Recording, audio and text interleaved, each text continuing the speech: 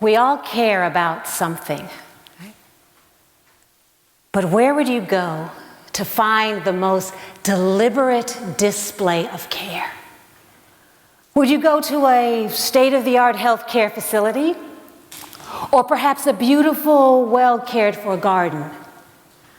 Or maybe a museum for the preservation and care of great works of art? We all care about something. I don't think you'd have to look far. I think that we can find extraordinary examples of care right in the back parking lot. Yeah, next to the garbage. Inside the recycle dumpster. Yes. The recycle dumpster, it's much more than the place just to go and throw out your old cardboard, paper, plastic, and aluminum. You see, the recycle dumpster is really a container filled with wisdom, ancient as the Tao, unexpected leadership, and acts of extraordinary care. Because recycling is an act of caring, and I really care about that. In addition to my work at City Year, an education-focused nonprofit fueled by national service, a couple of years ago, I decided I wanted to start a small business, and so I chose recycle collecting. And with any small business, especially when you're first getting started, right, you have to be really hands-on. And I was okay with that.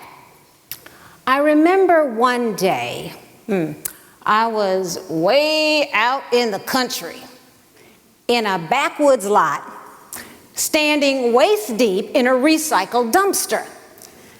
Now, I remember this particular time because it had rained the night before.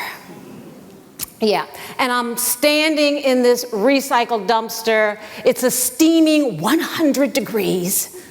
And surrounding me was all this soggy, wet cardboard and spiders and frogs and an assortment of other little critters. Now, I was horrified. I'm like, what if somebody sees me?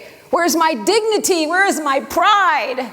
Now, the fact is that this was, there was nobody around for miles, but still, I remember I looked up into the pine trees and I lamented dramatically. Gail, Gail, Gail, why in the world are you doing this? And then I heard my own voice answer the question. I am doing this because people really care. And that is the moment that everything shifted. You see, what I discovered as a recycle collector is that something kind of mysterious happens in the workplace environment if you have a person who is really passionate about recycling. The folks that would contact us, they weren't the senior leaders of the business, okay? But they also, surprisingly, weren't the folks from facilities, ground, or maintenance. From what I could tell, there was no work-related reason that some of these individuals should be contacting us at all. I mean, I can assure you that the phrase, "go green," was not in their job duty or responsibility. But yet and still, they're the ones calling around, asking for information, even requesting a quote. Now that got my attention. I started to ask them about this. I would ask them all, and they all said exactly the same thing. I believe recycling is really important, and I think we should definitely be recycling here. So there you have it. They really cared, so they were compelled to take action, and the next thing you know, they would just lead the charge. I mean, it was fascinating. When you think about what these individuals were able to accomplish, their willingness to sort of take this cause, and then they would push it through this maze of indifference and resistance, and they would champion it all the way up to the top. They did not ask for permission to lead. They were not elected nor appointed. They felt authorized to take action simply because they cared. And because they cared so deeply, they were able to powerfully lead, and their leadership inspired others along the way. I mean, it certainly inspired me. So now I'm starting to think, is this really just about recycling? I mean, is there something else going on here? So I started to take a closer look, and this is what I saw. If the workplace environment had no recycle program in place, these were often the same individuals that would just take the initiative, step up to the plate, and do the recycling themselves. And they would take this action even when it wasn't required. There was no financial reward or incentive to do so. And for the most part, their actions were not even acknowledged, but none of that mattered. They would take the action anyway, even though they could not tell you which tree they had helped to save, or where this aluminum can would end up 5 years from now. They took the action because they cared, and they believed that this action was going to have a great impact on the world. And so they would faithfully take this action day after day after day. Now, I understand almost everybody agrees, right, that recycling is good for the environment, yes? Yes. But not everybody does it. And certainly not everybody cares deeply about it. So what makes us care deeply about anything at all? Why do we donate our money to support our favorite charities? Why do we volunteer? Why do we do service? Why do we tutor and mentor that struggling student? And what does any of that have to do with recycling? I just felt that there was some sort of a connection. I just couldn't find that missing link. And then one day, I found it. Written on the pages of that ancient Chinese philosophy, the Tao Te Ching. The Tao Te Ching, written in what, the 6th century BC? The Tao Te Ching is still one of the most translated works of literature in the world. And there it was. 3 little sentences, and I was perfectly clear. The Tao is an empty vessel.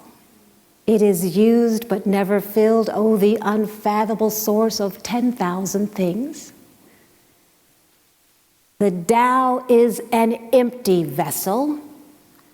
Okay, so if it's empty, that means there's nothing there, and it is completely and totally reduced. It is used but never filled. Oh, so if it's never filled, it can certainly be reused. Oh, the unfathomable source of 10,000 things. Yeah, that's a very good definition for what it means to recycle. I could almost see those green chasing arrows of the recycle emblem sort of hovering above the page.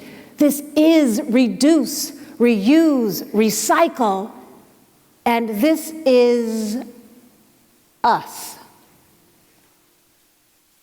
When you strip away indifference, when you cut through our complacency, when we get rid of all of this garbage that is weighing us down, then we are reduced to our highest calling.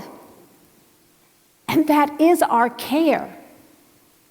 And our care is just like the vessel of the Tao. It is there. It is always available to us. When we lead, when we take action from that place, that's when we can create things we never dreamed were possible. So that's my theory. I call it the Tao of reduce, reuse, recycle. Is this about recycling? Yes, it is. But it's also about leadership and possibilities and people who really care. People like Sally. Sally worked at the same insurance company for over 20 years.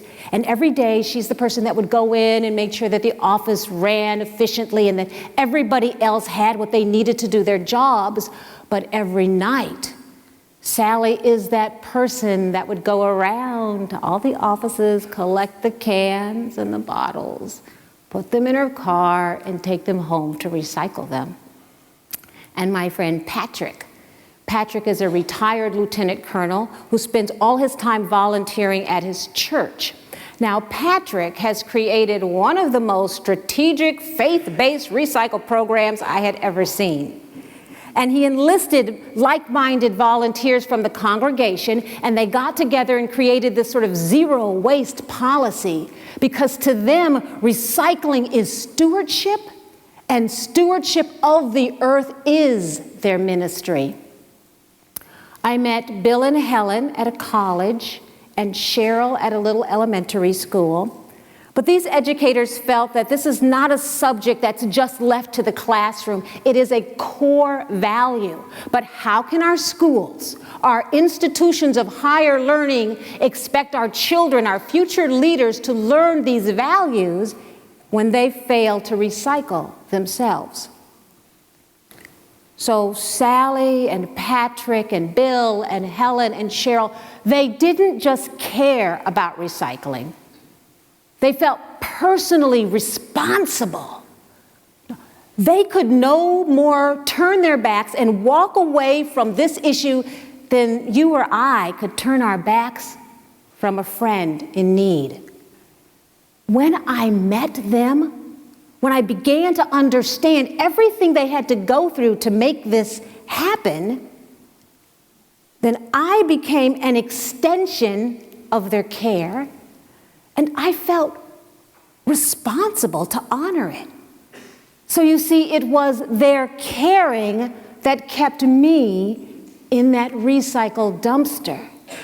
This is the Tao of reduce, reuse, recycle. This is what it looks like to be your caring and take action for good. And recycling is the perfect analogy, because it demonstrates this type of caring that inspires you to keep taking action over and over again.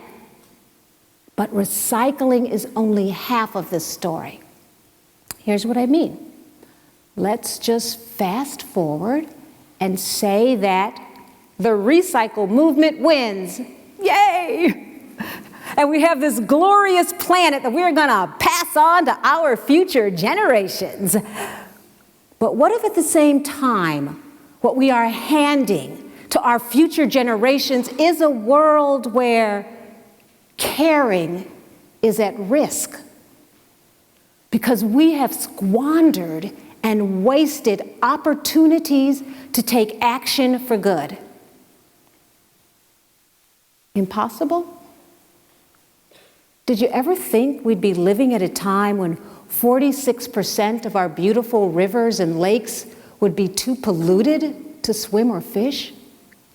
Or that every second, an acre and a half of forest land is eliminated, chopped down, and destroyed?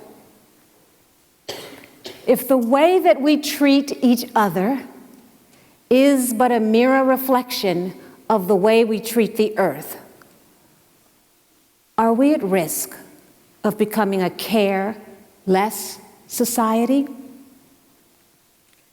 But the story doesn't have to end here, because we all care about something. So what's next? How about this? We use the recycled dumpster as a powerful affirmation. Yes, the same recycled dumpster that you and I see every day. That recycled dumpster reminds me that my caring creates the world in which I want to live. So how about you? What do you care about? Because that's your aluminum. And like aluminum, the possibilities are endless. I want to thank you for recycling, and I appreciate your care.